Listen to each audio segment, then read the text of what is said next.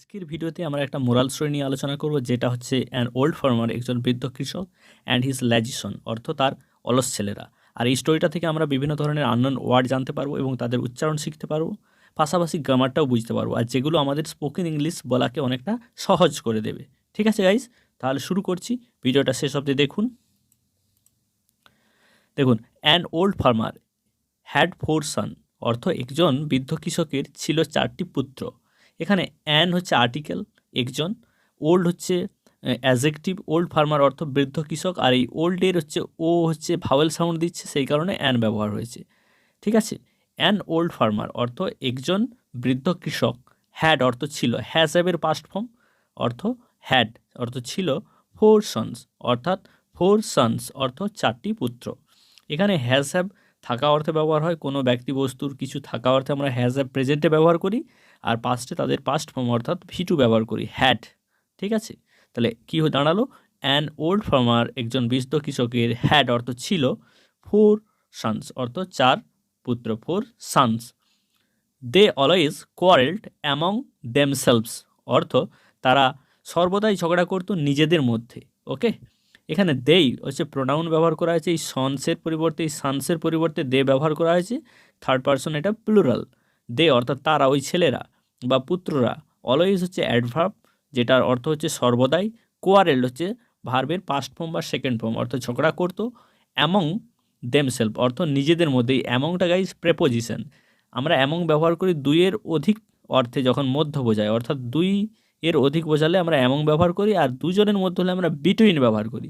এখানে দেমসেলফ অর্থ ওই দের হচ্ছে রিফ্লেক্সিভ প্রোনাউন হচ্ছে দেমসেলফ অর্থাৎ নিজেদের মধ্যে, অনেক দুইয়ের অধিক, তাই এখানে আমরা অ্যামং ব্যবহার করেছি। ওকে, দি ফার্মার ওয়াজ ভ্যারি আনহ্যাপি অর্থাৎ ওই কৃষকটি ছিল খুবই দুঃখী। এখানে দ্য ফার্মার অর্থাৎ ওই কৃষকটি, দাটা হচ্ছে ডেফিনাইট আর্টিকেল। আপনারা জানেন আর্টিকেল 3টাই আছে ইংলিশ গ্রামারে, এ এন আর দি বা দা। ওকে, আমরা দি বা দা কখন উচ্চারণ করি একটু বলে দিই। যদি ভাওয়েল সাউন্ড পাই তার আগে আমরা দি সাউন্ড করি, আর কনসোনেন্ট যদি সাউন্ড পাই তার আগে আমরা হচ্ছে দা ব্যবহার করি। এখানে দেখুন ফার্মার, ফার্মার, এই FARMER, এখানে প্রথম সাউন্ড কিন্তু কনসোনেন্ট আসছে, তাই আমরা এখানে এটাকে দা বলবো। আর এখানে যদি ওল্ড থাকতো তখন আমরা কি বলতাম, দি ওল্ড। ঠিক আছে, তাহলে ভাওয়েল সাউন্ডের আগে THE থাকলে সেটাকে আমরা করব, উচ্চারণ করব দি, আর কনসোনেন্ট সাউন্ড থাকলে সেখানে আমরা করব দা। তাহলে এখানে আমরা কি বলবো, দ্য ফার্মার। আর আমি কি বললাম, এই দাটা হচ্ছে বা দিটা হচ্ছে একটা আর্টিকেল, ডেফিনাইট আর্টিকেল অফকোর্স, অর্থাৎ আর্টিকেল আবার দুই ধরনের হয়, ডেফিনাইট, ইনডেফিনাইট। ডেফিনাইটের আন্ডারে দি আসে, আর ইনডেফিনাইটের আন্ডারে অ্যান আসে আর এ আসে। ওকে, দ্য ফার্মার অর্থাৎ ওই কৃষক, ওয়াজ অর্থ ছিল, এই ছিলর সাথেই হ্যাড ছিল গুলিয়ে দিলে হবে না গাইস। এখানে হচ্ছে এটা থাকা অর্থে ব্যবহার হচ্ছে হ্যাজ হ্যাভ, তার পাস্ট ফর্ম হচ্ছে হ্যাড, আর এটা হচ্ছে কোনো ব্যক্তি বস্তু স্বয়ং নিজে ছিল, অ্যামিজার, এবং তাদের পাস্ট ফর্ম হচ্ছে ওয়াজ ওয়ার ব্যবহার হয়। এখানে ফার্মার সিঙ্গুলার আছে তাই ওয়াজ ব্যবহার হতো, যদি ফার্মার্স থাকতো তাহলে ওয়ার ব্যবহার হতো। ঠিক আছে, অর্থ নিজে স্বয়ং থাকলে অ্যামিজার ভাব ব্যবহার করা হয়, তার পাস্ট ফর্ম হচ্ছে ওয়াজ ওয়ার ব্যবহার করা হয়। ঠিক আছে, আর ওই ব্যক্তিবস্তু কিছু জিনিস পজেস করে থাকলে সেক্ষেত্রে আমরা হ্যাজ হ্যাভ এবং তাদের পাস্ট ফর্ম হ্যাড ব্যবহার করি। তাহলে কি হচ্ছে, দ্য ফার্মার অর্থাৎ ওই কৃষকটি ওয়াজ অর্থ ছিলেন, ভ্যারি হ্যাপি অর্থ ভ্যারি আনহ্যাপি অর্থ খুবই দুঃখী। এখানে ভ্যারি আনহ্যাপি অর্থ খুবই দুঃখী, এই আনহ্যাপি হচ্ছে দুঃখী, এটা হচ্ছে অ্যাজেক্টিভ। তার আগেও এই ভ্যারি হচ্ছে বোঝাচ্ছে খুবই আনহ্যাপি। ওয়ান ডে অর্থ একদিন, he gave the sun A bundle of stick, একদিন সে তার ছেলেদেরকে দিয়েছিল, এ বান্ডিল অফ স্টিক অর্থ এক গোছা লাঠি দিয়েছিল। ঠিক আছে, দেখুন ওয়ান ডে অর্থ একদিন, হি অর্থ ওই কৃষক তা ফার্মারের পরিবর্তে প্রোনাউন হি ব্যবহার করা হয়েছে, যেহেতু ফার্মারটা মেল পার্সন, আর যদি ফিমেল পার্সন হতো আমরা CSHE ব্যবহার করতাম, তাই হি ব্যবহার করা হয়েছে, অর্থ তিনি বা সে।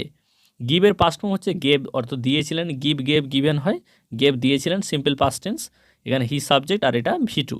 দিয়েছিলেন দ্য সানস অর্থাৎ ওই ছেলেগুলিকে, দ্য সানস অর্থাৎ ওই ছেলেগুলিকে। আ বান্ডিল অফ স্টিক বা এ বান্ডিল অফ স্টিক অর্থ এক গোচ্ছা লাঠি। এ বান্ডিল অফ স্টিক হচ্ছে guys collective noun, a bundle of হচ্ছে কালেকটিভ নাউন। ওকে, নাউনের ভাগ আছে 5 প্রকার, আপনারা জানেন, প্রপার, কমন, ম্যাটেরিয়াল আর কালেকটিভ অ্যাবস্ট্রাক্ট। এখানে হচ্ছে এ বান্ডিল অফ হচ্ছে অনেককে বোঝাচ্ছে, তাই এটা collective noun. A bundle of sticks, sticks বলতে লাঠি। ওকে, এবং break it the farmer said, কৃষক বলেছিলেন, দ্য ফার্মার সেইড অর্থাৎ কৃষক বলেছিলেন, সে এর পাস্ট ফর্ম হচ্ছে সেইড, বলেছিলেন ব্রেক ইট অর্থ লাঠিগুলো অর্থাৎ ওই বান্ডিলটিকে ভাঙো। এই বান্ডিলের পরিবর্তে ইট ব্যবহৃত হয়েছে প্রোনাউন। আমরা জানি ইট থার্ড পারসন সিঙ্গুলার, জড় বস্তুর ক্ষেত্রে ব্যবহার করি বা ইতর প্রাণীর ক্ষেত্রে ব্যবহার করি, তাই এই বান্ডিল অফ স্টিকটাকে তিনি বলেছিলেন ব্রেক ইট অর্থ এটা ভাঙো।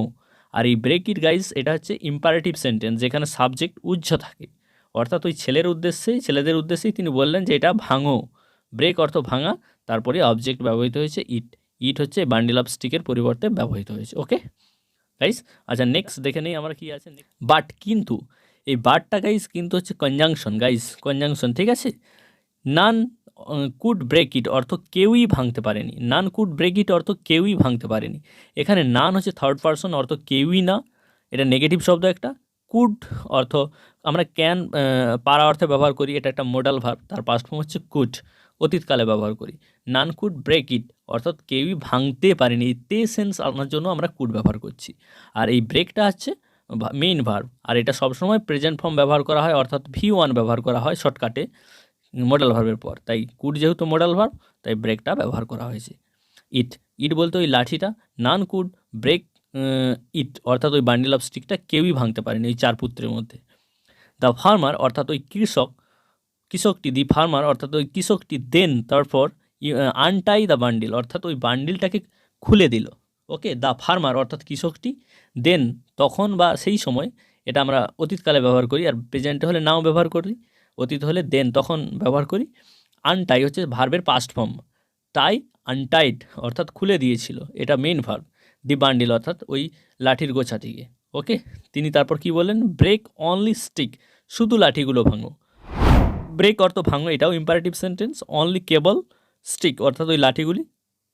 হি সেইড টু দ্য সান অর্থাৎ ওই ফার্মারটি সেইড অর্থ বলেছিল টু দ্য সান অর্থাৎ ছেলেদের উদ্দেশ্যে। এই টুটা গাইজ হচ্ছে অ্যাকচুয়ালি প্রেপোজিশন, কারো উদ্দেশ্য অর্থে আমরা টু ব্যবহার করি। ওকে, আর এই টুটা ইনফিনিটিভ হিসাবেও কাজ করে, তারপর ভার্বের প্রেজেন্ট ফর্ম রাখা হয়। আমি বহুবার বলেছি আপনাদেরকে আগের ভিডিওগুলোতে। He said to the sons অর্থাৎ ছেলেদের উদ্দেশ্যে তিনি বলেছিলেন। ইচ অফ দেম অর্থ তাদের প্রত্যেকেই কুড ডু ইট ইজিলি সহজেই করতে পারলো বা করতে পেরেছিল। ইচ অফ দেম অর্থাৎ তাদের প্রত্যেকেই, এই ইচ অফ অর্থাৎ সকলেই, অফ দেম অর্থাৎ তাদের, দের হচ্ছে অবজেক্ট ফর্ম হচ্ছে দেম, দে থেকে দেম হয়, দে মানে তারা, দেম মানে তাদেরকেই। ইচ অফ দেম অর্থাৎ তাদের সকলেই, মডাল ভার্ব আবার ক্যানের পাস্ট ফর্ম কুড ব্যবহৃত হয়েছে। কুড ডু ইট অর্থাৎ এই কাজটা করতে পারলো, এই ভাঙার কাজটা করতে পারলো। ইজিলি অর্থাৎ সহজেই, ইজিলিটা গাইজ অ্যাডভার্ব, ইজি তার থেকে এসছে ইজিলি।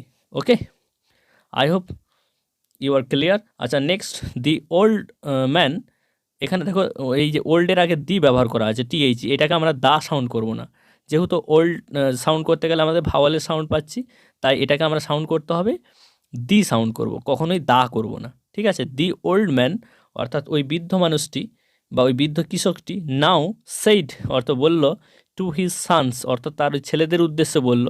ওকে, নাও মানে এখন, সেইড টু হিজ সানস ছেলেদের উদ্দেশ্যে বলল, লিভ টুগেদার, এটা ইম্পারেটিভ সেন্টেন্স, তাই সাবজেক্ট উজ্জ আছে। লিভ অর্থাৎ বসবাস করো, টুগেদার অর্থাৎ একসাথে তোমরা থাকো, লিভ টুগেদার, টুগেদার মানে একসাথে থাকো। নোবডি অর্থাৎ কেউই, ক্যান হার্ম ইউ ক্ষতি করতে পারে না, নোবডি ক্যান হার্ম ইউ অর্থাৎ কেউই ক্ষতি করতে পারে না যদি একসাথে থাকো।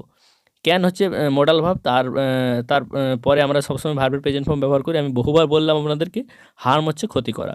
ইউ অর্থ তোমাদেরকে, এখানে একজনকে বোঝাচ্ছে না গাইস, ইউ এমন একটা প্রোনাউন যেখানে সিঙ্গেল ব্যক্তিকেও বোঝায়, আবার একের অধিক ব্যক্তিদেরও ইউ দ্বারা অ্যাড্রেস করা হয়। আর এখানে ইউটা কিন্তু সাবজেক্ট হিসাবে ব্যবহার হচ্ছে না, এখানে ইউটা কী হিসাবে ব্যবহার হয়েছে, এখানে ইউটা অবজেক্ট হিসাবে ব্যবহার হয়েছে, অর্থাৎ ইউ এর মানে কি দাঁড়াচ্ছে, এখানে তুমি বা তুই বা আপনি নন, এখানে দাঁড়াচ্ছে তোমাদের বা তোদের।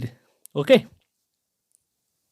দ্য সানস অর্থাৎ ওই ছেলেগুলি বা ছেলেরা, লিভড অর্থ বসবাস করেছিল, ইন পিস অর্থাৎ শান্তিতে। গাইস ইনটা এখানে প্রেপোজিশন, পিস অর্থ শান্তিতে, একটা সিচুয়েশন বা একটা অবস্থা বোঝাচ্ছে, সেই অর্থে আমরা প্রেপোজিশন ইন ব্যবহার করি। ইন পিস অর্থাৎ শান্তিতে তারা বসবাস করেছিল, এভার আফটার অতঃপর অর্থাৎ নেক্সট টাইম তারা শান্তিতে বসবাস করেছিল। ওকে, তো এখান থেকে আমরা অনেক কিছু আননোন ওয়ার্ডগুলো জানলাম এবং তাদের উচ্চারণগুলো শিখলাম। আর ভিডিওটা ভালো লাগলে অবশ্যই আপনারা লাইক করবেন, আর এই ধরনের ভিডিও যদি সত্যি পেতে চান বা উপকারে আপনাদের আসে, তাহলে চ্যানেলটিকে অবশ্যই সাবস্ক্রাইব করে নেবেন।